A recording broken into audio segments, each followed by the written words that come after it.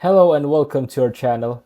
For today's video, I'm going to teach you how to share YouTube link on Instagram story this year 2023. Before we get started, please don't forget to like and subscribe and click the notification bell for you to be updated to our latest tutorial videos. Without further ado, let's now begin. As you can see here, I'm in Instagram. At first, you want to copy the link of the video you want to promote. So let's go to my own channel right here. Let's select a random video, just this one. And then you want to hit share and copy link. And I want to go to Instagram.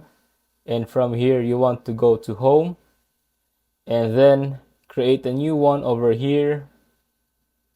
Basically, create a new post story.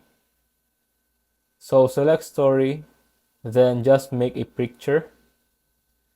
So I make a random picture like this. And then you want to hit the link button over here. And here you can add the YouTube link. As you can see, my account does not have more than 10,000 followers. So for me, swipe up is not available. If it is, there would be an option to select a web link and then you can share it.